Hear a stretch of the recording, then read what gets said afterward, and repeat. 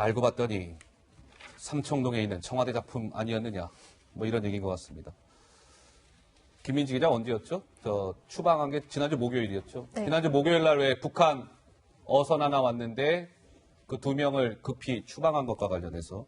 자, 김민지 기자, 청와대가 주도한 거 아니냐, 뭐 이런 얘기 나왔다고요? 그렇습니다. 사실 이 사건이 처음에 알려지게 된 계기가 이 언론사의 취재 때문이었잖아요. 사진을 하나 찍혔는데 이 그랬죠. 문자 메시지가 김용근 국가안보실 1차장에게 온 메시지였습니다. 그런데 JS의 경비대대장 임모 중령이 보낸 이 메시지 중에는 이런 내용이 있었어요. 이번 송환과 관련해서 국정원과 맞아요. 통일부 간의 입장 정리가 안 됐다라고 하는 내용이 있었는데요. 기억나네요.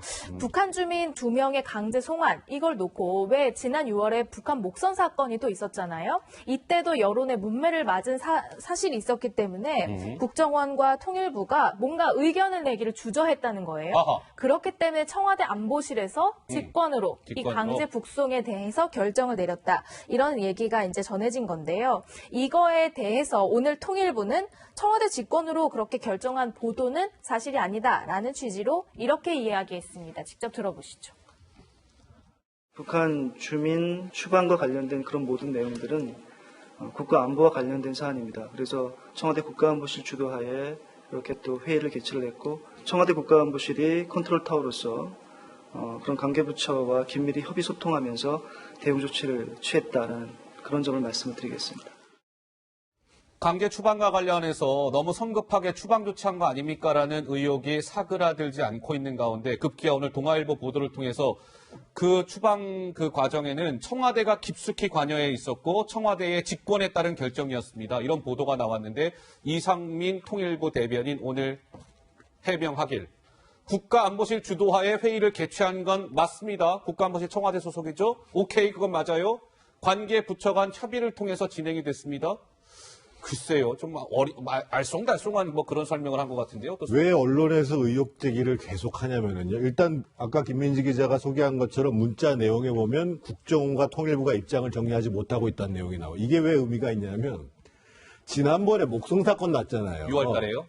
그때에 합참에서 발표한 내용이라는 게 공보 지침에 따라서 청와대까지 다 동의를 받고 승인을 받고 발표했는데 그때 온통 합참만 잘못한 것처럼 두드러 맞았잖아요. 아하. 그러니까 이번에는 아예 통일부하고 국정원에서 의견을 안 내버린 거 아니냐. 나중에 문제가 되면 우리한테 또 귀책 쌓이고 올 것이 아니냐. 눈치 보느라고. 그래서 이런 의혹들이 지금 계속 제기되고 있는 거예요. 예. 자, 그러면 이게요, 추방과 관련된 약간 미스터리, 의문점이 여전해서요, 시청자 여러분. 오늘 몇 가지 포인트를 좀 짚어드릴 겁니다. 조금 더 주목해서 봐주시면 좋을 것 같고요. 자, 김민지 기자, 2명이 어쨌든 추방이 되는데 목요일 날 그 과정도 지금 좀 논란이죠? 그렇습니다. 송환되는 대상자들은 본인이 어디로 어떻게 송환되는지 그 과정에서 전혀 알지 못했다. 이런 이건 또 무슨 얘기예요? 얘기거든요. 그러니까 오징어 잡이 배 살인 사건이 난 게 지난달 말입니다. 그 이후에 북한 주민 2명이 이제 납포가 됐는데 그리고 닷새 뒤에 추방이 됐는데요. 이 추방되는 과정에서 안대를 쓰고 포박된 상태로 판문점을 향했다는 얘기예요. 왜냐하면 강제 북송된 사실을 알게 된다면 이 사람들이 자해 같은 돌발 행동을 할 수도 있다라는 판단 하에 목적지가 어딘지도 말해주지 않고 또 저항을 할까봐 입에 재갈도 물릴 그 준비도 하고 있었다는 겁니다. 그래서 이제 판문점에 도착해서야 이제 추방이 된다는 사실을 이 2명이 알게 됐고요. 북한군 3명이 건너편에 서 있는 걸 보고 좀 주저앉고 허탈해하기도 했다. 이런 얘기도 전해졌습니다. 이렇게 북한 주민 2명이 송환되는 과정에 대한 이야기가 전해지니까 너무 사정고지 없이 너무한 것 아니냐라는 지적도 나왔습니다. 직접 들어보시죠. 이 문정권이 헌정사상 처음으로 북한 주민을 강제 추방했다는 것은 북한 정권 눈치 보기에 대표적인 사례다 생각합니다. 문재인 정권은 김정은 정권의 눈치 보기 하고 있고 통일부와 국방부는 또 문재인 정권 눈치 보기 하고 있습니다. 이게 일종의 먹이사슬 비슷하거든요. 여러 가지가 굉장히 석연치 않습니다. 지난번 삼척 목선 사건에서도 이 정부가 매우 투명하지 않았다는 것은 국민들께서 기억하고 있습니다. 국회 차원의 진실규명이 좀 필요하다고 봅니다.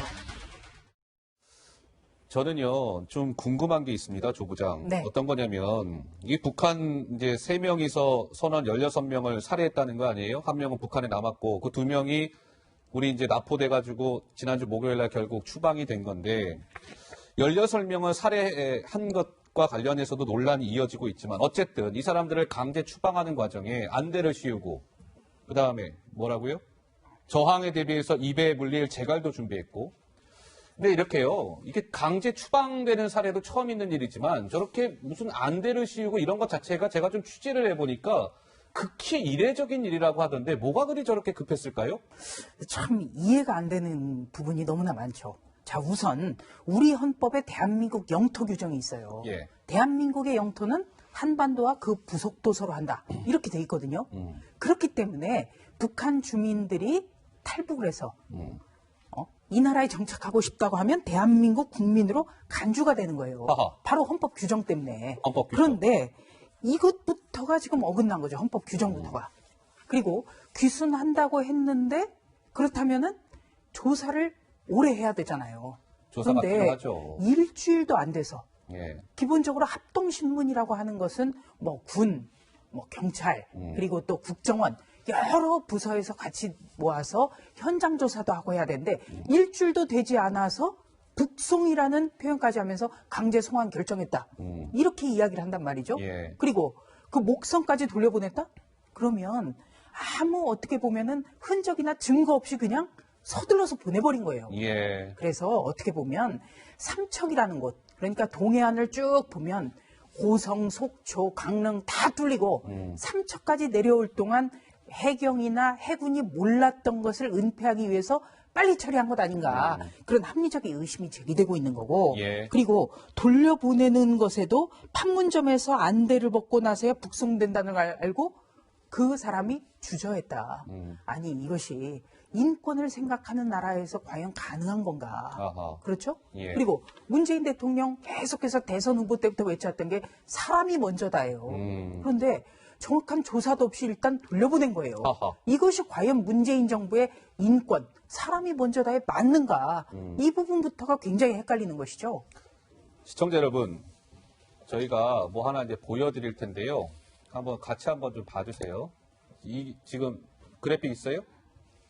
예, 이겁니다. 이번에 그 2명이 이제 추방된 그 사람들이, 북한 사람들이 타고 있었던 배예요, 이게. 조그마한 배입니다. 15m 정도 되고요, 길이가. 그런데 저 휴식 공간이 저 밑에 있답니다. 그리고 조업 공간은 저 위에 빨간색 저 부분이 조업 공간인 것이고. 실제 이미지 있어요? 실제?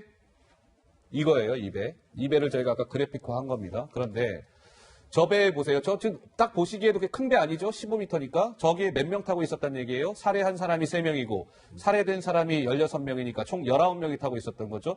삼척대 혹시 그 배 있어요? 삼척대? 6월달 거. 예, 잠시 후에 이제 나올 건데요. 6월달에 그 삼척에 있었던 배가요, 10m예요, 10m. 그러면 이번 15m랑 몇 미터 차이입니까? 5m 차이밖에 안 나잖아요? 저 당시에 저 삼척에 있던 10m짜리 배에 4명이 타고 있었어요. 이거네요, 딱. 이게 10m예요. 4명이 타고 있어도 굉장히 좀 꽉 차 보이죠, 비교적. 근데 불과 5m 긴 저 15m 배에 어떻게 19명이나 타고 있었을까? 제가 너무 괜한 의문을 제기하는 건가요? 어떻습니까? 일단 보니까 이제 그 해군 출신들 얘기를 들어보니까 예. 이해가 안 된다고는 그래요. 저렇게 많은 사람이 들어갈 수는 없다고 얘기하는데 항상 북한은 특수한 상황들을 만들어내는 나라이기 때문에 거기서 저희가 이제 뭐라고 확정할 수는 없는 상황인 것 같고요. 근데 제가 아무리 봐도 저거 상당히 미스터리한 상황들이 너무나 많이 있는 거다. 그래서 저는 그 실체에 대한 내용들이 무엇일지는 알 수 없겠지만 제가 볼 때는 어차피 청와대는 이렇게 해야 됩니다. 원래는 이런 사건이 발생하게 되면 청와대에서 그때 위기관리 대응 매뉴얼을 일단 만들거든요. 그럼 거기에 뭘 플러스 하냐면 정무적 판단을 할 수밖에 없는 상황이 벌어지게 돼요. 전 그래서 제가 볼 때는 청와대 국가안보실이 그런 입장을 낸 것 같아요. 맨 처음에 뭐냐면 남북관계 상황 관리를 해야 된다라는 입장을 낸 것 같고, 두 번째는 직보해라. 이 상황에 대해서는 각 부처가. 그다음에 이거 비공개 수사를 원칙으로 하고 조사 신문해라. 신속하게 처리하자. 올라왔는데 제가 알기로 대부분 다요. 이런 민감한 사안에 대해서는요. 관계부처가 입장을 잘 안 냅니다. 실제로. 국정원이든 통일부든 제가 볼 때 뭐 이 정부에서 그런 게 아니고 웬만하면 자기 부처에 대한 문제가 발생하기 때문에, 그럼 제가 볼 때 청와대가 판단을 했는데 제가 볼 때 문제는 너무 제가 볼 때 남북관계의 상황을 고려한 쉬운 판단을 했다는 생각이 많이 드는 거예요. 제가 볼 때. 그러니까 예. 이렇게 빨리 비공개로 보내야지 그거 난 다음에 남북관계도 상황 관리 되게 되고 이런 지금까지 이 문제로 다양한 문제가 불거지는 상황들에 대해서 이미 다 알고 있었겠죠. 그래서 이런 부분들을 최소한 막기 위해서 뭐 본인들도 이렇게 정부들은 논리를 다 세웠던 것 같아요. 비공개는 북측 가족 안전 영향이라고 얘기하는 거고, 그다음에 왜 송환시켰느냐 보니까 북한 이탈주민 구조에 의하면 살인 등 중범죄자나 위장타부자 같은 경우는 보호 대상 아니니까 이런 논리를 얘기했지만 결론적으로 이 사실이 공개가 되면서부터 다시 한번 동일하게 또 인권 문제가 불거졌기 때문에 그런 것 같습니다. 네. 예, 자, 이게 강제 추방된 것과 관련해서 김민지 기자, 국내에서는 물론이고 뭐 해외에서도 약간 문재인 정부를 비판하는 그런 목소리가 나오고 있다고요? 그렇습니다. 인권에 대한 기준을 저버린 것 아니냐 이런 지적과 비판이 국내외로 나오고 있습니다. 일단 한미 북한 인권의 시민단체가 한 얘기를 보면요. 문명국의 기본 양식과 또 보편적 인권의 기준을 저버렸다라고 비판을 했고요. 또 영국의 상임위원 또한 3만여 탈북민에게 많은 두려움을 상기시켜주고 또 확실한 죽음으로 보내는 행위였다라고 지적했습니다. 그래요? 그 비판의 목소리가 영상으로도 준비되어 있습니다. 이러한 천인공할 일이 어떻게 생겼습니까? 헌법 제3조에 의해 북한 주민 역시 대한민국 국민임에 틀림없으므로 대한민국의 현실적 관할 범위 내로 들어온 이들을 강제 북송한 것은 명백한 헌법 위반이다. 네, 이 강제 추방은 지난주 목요일에 있었던 얘기지만 당분간 논란은 좀 이어질 것 같습니다. 왜 그런지 아세요? 당장 야당에서는 이거 그렇게 묻고 지나갈 일 아닌 것 같아요. 국정조사해야 됩니다. 이렇게 요구하고 나섰기 때문이죠. 상황을 좀 지켜보도록 하겠습니다.